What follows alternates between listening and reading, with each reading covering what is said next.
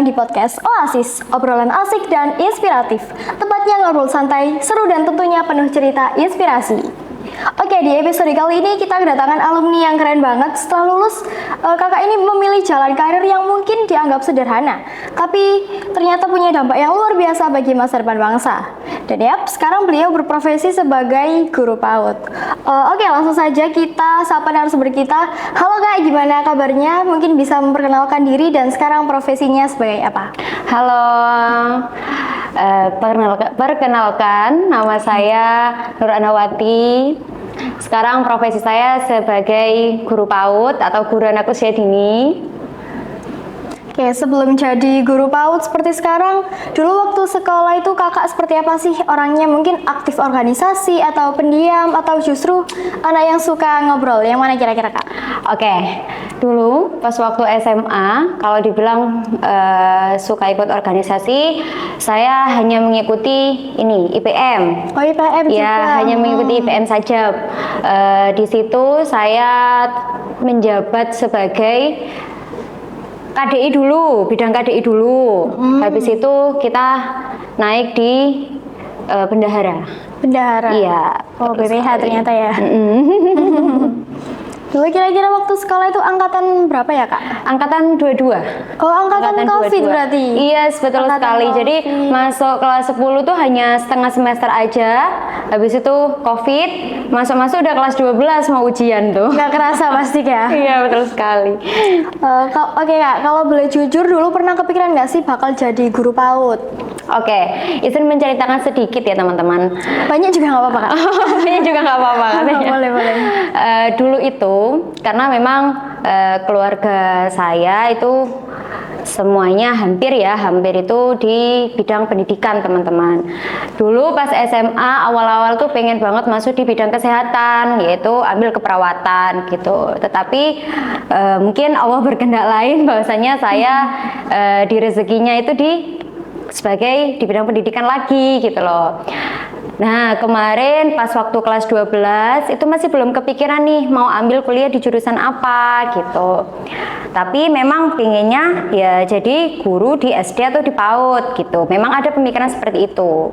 Bukan di bidang seperti matematika, bahasa Indonesia, enggak. Memang pinginnya di SD kalau nggak di PAUD. Jadi dulu karena saya masuknya kan jalur SNM ya teman-teman. Itu pilihan pertama PGSD, pilihan kedua PG PAUD. Alhamdulillahnya keterimanya di pilihan kedua PG PAUD. Nah, sedangkan kalau kita di PG PAUD kita tuh nggak bisa ke SD, nggak bisa ke SMP karena memang linearnya hanya di PAUD teman-teman. Jadinya ya memang sekarang kerjanya di bidang tersebut gitu. Jadi masih satu linear ya Kak? Iya betul sekali. Oke, luar biasa banget. Jadi dari awal memang udah kepengen jadi guru PAUD ya Kak? Iya betul sekali. Oke, kira-kira waktu sekolah adakah kegiatan yang mendukung cita-cita kakak untuk jadi guru PAUD? Karena setauku di Semamdela ini kan ada magang ya atau kader kelas. Dulu waktu magang apakah kakak juga magang menjadi guru PAUD atau justru ke bidangnya berbeda? Oke, dulu pas waktu SMA itu saya magangnya di SD negeri ya, SD negeri. Dulu itu pas waktu saya magang itu masih belum ada di TK teman-teman. Kalau memang sebenarnya ada di TK mungkin saya akan memilih di TK ya.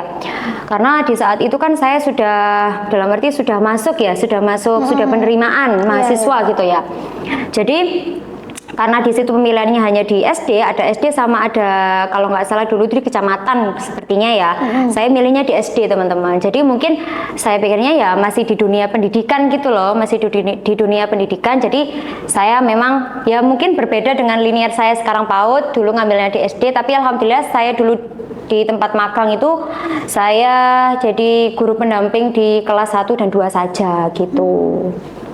Jadi masih selinier juga ya? Iya betul sekali. Sama-sama jaga anak kecil juga. Kalau sudah di kelas 3 sampai kelas 6 tuh nanti mungkin tergolongnya bukan anak usia dini lagi ya gitu. Karena kalau di psikolog itu anak usia dini itu di 0 sampai 8 tahun gitu. 8 tahun kan dia dengan seusia kelas 1 atau kelas 2 ya. Kelas 2.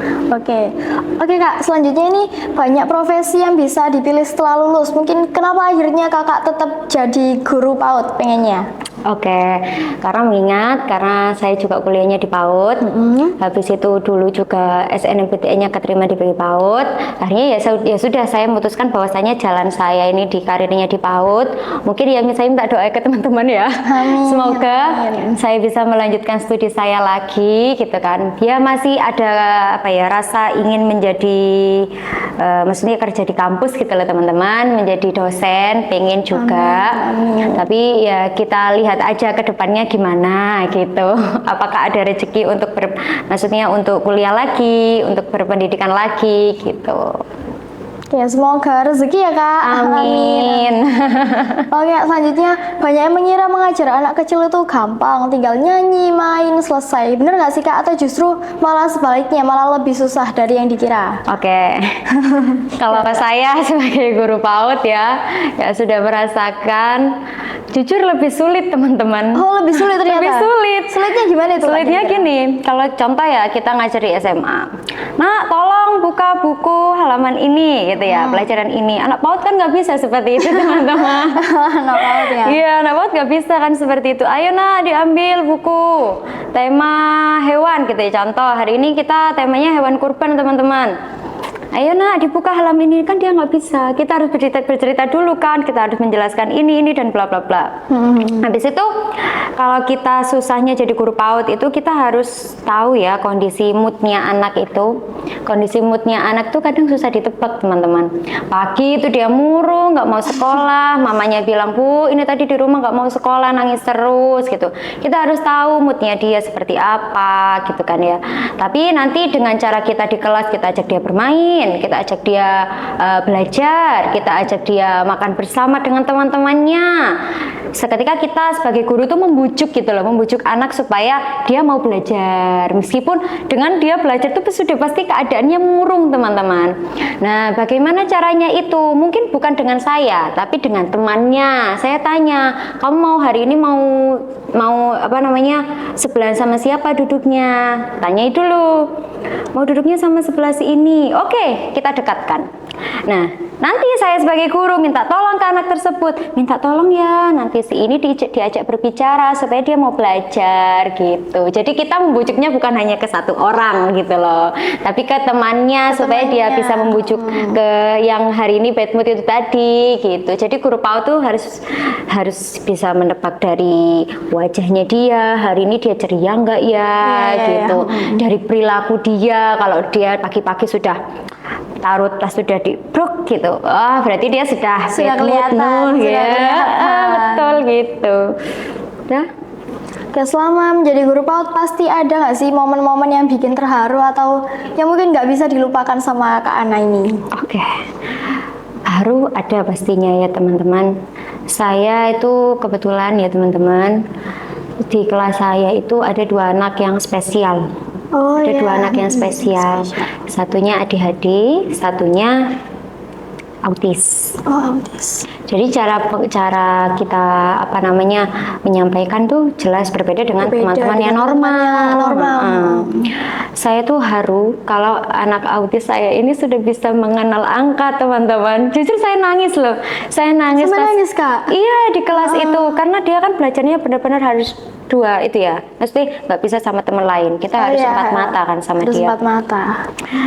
Dia tuh awal masuk itu nggak bisa bilang ini namanya siapa, nggak tahu namanya siapa, ini siapa, nggak tahu dia ini siapa.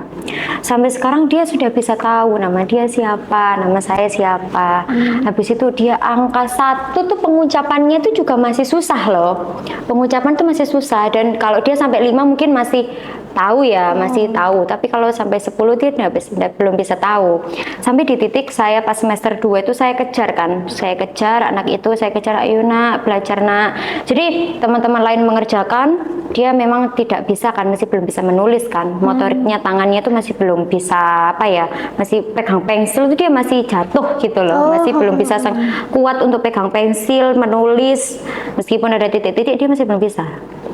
Dia hanya bisa ya udah memegang, tapi nggak bisa terlalu kuat gitu loh dia itu, motoriknya masih kurang. Terus sama mamanya, Bu, ini dia tuh masih belum tahu ini, belum tahu warna, Bu. Di rumah sudah saya jelaskan ini, tapi ini masih belum nyampe gitu loh ke anaknya. Ya Bu, saya di sekolah juga saya ajarkan, mungkin di rumah juga jenengan bantu nggih, ngoten. Terus titik harunya tuh dia bisa mengucap angka 6 7 itu saya terharu loh, terharu sekali karena prosesnya berbeda ya. 6 7 itu dia, aku sampai alhamdulillah gitu ya, dia pengenalannya cuma sampai 5 6 7 itu belum, 8 9 10 belum, maksudnya adalah harunya dia mengenal angka 6 7 itu yang saya ingat-ingat tuh 6 7. Kalau 8 kan dia 3 kata ya, 8 gitu ya. Kalau 7 kan cuma 2, 6 kan cuma 2. Nah, itu dia yang paling paling jelas pengucapannya. 6 7. Kalau 8 tuh dia masih diambilnya belum. depan. 9 juga diambilnya berapa gitu. Tapi kalau 6 7 tuh dia sekarang selalu ingat. 6 7 itu dia sekarang tahu. Sudah itu bisa. yang haru ya, itu yang membuat saya terharu ya. Wah, ternyata karena tahu prosesnya ya. betul, karena saya juga kasihan juga ya teman-teman, anak-anak lain sudah nyampe di jauh, dia masih belum, karena ya memang dia punya keterbatasan ya, tapi tidak menutup kemungkinan dia sama seperti anak-anak lain, anak-anak yang normal lain gitu loh. Jadi saya ngejar anak itu supaya bisa seperti dengan teman-teman lainnya. Oke, kalau lihat generasi sekarang itu kan pasti deket banget ya Kak sama gadget, sama media sosial, bahkan anak-anak TK juga udah banyak yang pegang gadget kok. Menurut Kakak, apa tantangan terbesar dalam mendidik anak-anak ini kira-kira? Oke, saya kalau tentang gadget ya teman-teman, sebenarnya yang bisa membatasi itu bukan guru, melainkan orang tua. Orang iya tua. Kan? Iya. Kalau kita di sekolah kan anak-anak nggak akan pegang HP, ya kan? Kalau di rumah mungkin gini, mamanya nyapu biar anaknya nggak berantakin pegangin HP gitu ya.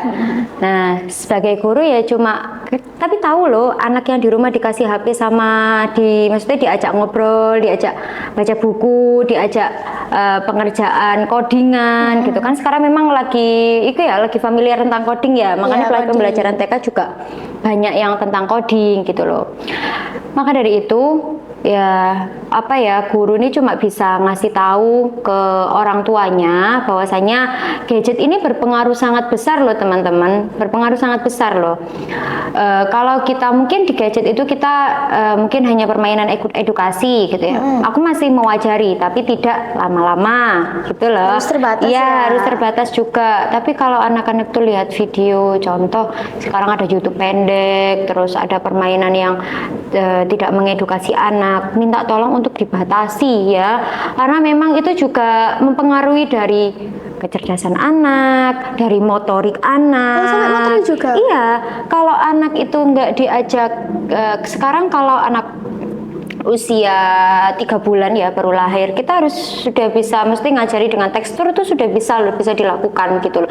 Tapi kalau orang tua masih belum tahu tentang tersebut ya tidak akan diajarkan gitu loh di masa tersebut. Akhirnya pas waktu kuliah motoriknya lambat gitu. Berpengaruh ke jenjang berikutnya berarti? Yes, betul sekali. Oke. Buat Gen Z mungkin kakak sedang bingung, mungkin kakak bisa kasih pesan buat teman-teman semuanya. Oke. Untuk Gen Z ya, kalian harus di masa sekarang kalian harus semangat ya, jangan loyo teman-teman. Jangan loyo teman-teman. Sekarang kita masuk kuliah itu gampang loh teman-teman, gampang. Tapi melakukannya yang susah. Yang susah. Iya. Masuknya gampang, melakukannya susah ya Kak? Maksudnya sekarang gampang loh teman-teman, masuknya gampang, tapi melakukannya yang susah. Ya, semasa kuliah itu kita tidak bisa samakan dengan SMA ya. Gen Z, kalian harus semangat belajar, kalian harus cari info sebelum kalian diinfokan ya. Kalian harus info dulu. Dan harus mandiri cari info itu. Terus ya semangat, Terus kalian harus punya mimpi yang tinggi. Yang tinggi, betul. Terus kamu harus bisa menata dari sekarang masa depan kamu mau bawa kemana. Harus punya pandangan ya, Kak? Iya, harus punya punya pandangan. Kalau kita nggak punya pandangan dari sekarang, takutnya kita terlambat, teman-teman. Karena dari awal nggak punya pandangan ya. Yes, betul sekali. Oke, setuju sih Kak aku. Selanjutnya mungkin kadang yang paling penting bukan pekerjaan yang terlihat keren, tapi pekerjaan yang memberi makna. Oke, abis ini kita masuk ke sesi cepat ya Kak. Mungkin Kakak bisa jawab dengan spontan. Oke. Oke, pertanyaan pertama adalah 3 kata yang menggambarkan profesi Kakak, yaitu guru PAUD. Apa aja Kak kira-kira? Oke, profesi guru PAUD ya teman-teman. 3 kata ya 3 teman-teman. kata, betul. Ceria, Ceria, sabar, sabar wajib. yang ketiga ikhlas teman-teman. Ikhlas. Oke. Berarti kalau misalnya 3 itu nggak ada salah satunya itu susah dong Kak. Bukan susah lagi ya teman-teman. Kita mau ngajar itu juga akan ada keterbatasan ya. Kalau kita nggak sabar, rasanya pengen anak kecil itu anak ya, kecil pengen ya. tubit gitu aja. Tapi kalau kita nggak ikhlas, kita menjalankannya juga akan ada perhitungan dan lain sebagainya ya. Terus kalau kita nggak ceria teman-teman, anak PAUD tuh nggak bisa. Kalau kita bad mood ya malam kita nangis, pagi kita harus ceria teman-teman, nggak Soalnya bisa. nggak terjadi apa-apa ya Kak. Betul sekali. Wajib itu. Oke, selanjutnya menurut Kakak anak PAUD itu lebih susah diatur nggak sih, atau justru lebih susah ngatur orang dewasa? Oh, lebih susah ngatur anak kecil teman-teman. Anak kecil. Anak kecil lebih susah diatur. Gimana tuh Kak kira-kira? Gini, anak itu masih belum bisa dibilangi, ayo nak, kita harus melakukan ini, ayo nak, kita harus habis ini kita harus gini, nggak bisa. Tidak segampang itu berarti. Tidak segampang itu. Kita harus mulai sebelum kita melakukan itu, kita harus pembiasaan dulu, gitu. Oke. Oke, lanjut. Momen yang paling bikin kagum saat mengajar itu Kak, gimana kira-kira? Oke, tadi sudah sempat saya kasih cuplikan sedikit ya. Oh iya, Bahasanya saya kagum ketika anak itu sudah bisa berkembang. Nah, sesuai dengan umurnya. Contoh, sekarang kalau anak usia 4-5 tahun, dia harus sudah bisa mengenal huruf. Huruf itu nggak sampai Z ya teman-teman. Mungkin dia bisa mengenal sampai huruf H, I, J, sampai di situ saja. Itu sudah memulai perkembangan loh. Jadi, itu yang membuat saya kagum bahwasanya anak itu sudah bisa berkembang dengan usianya. Contoh, usia 6 tahun harusnya dia seperti ini. Nah, itu yang membuat saya kagum. Berarti menyaksikan anak-anak ini bisa berproses, berkembang itu emang sangat bikin kagum ya Kak? Iya, betul sekali. Oke, selanjutnya kalau bukan jadi guru PAUD, profesi apa yang kira-kira dipilih sama Kak Ana? Profesi apa ya? Ya tadi kan pengennya masuk di bidang kesehatan. Tapi qadarullah Allah memberikan saya rezeki di bidang pendidikan. Gitu. Ya, selanjutnya terakhir nih Kak, satu pesan untuk pendengar Oasis, apa tuh kira-kira? Oh, pendengar Oasis. Oke. Kalau kalian punya mimpi besar, usaha kalian jangan kecil teman-teman. Usaha kalian harus besar juga.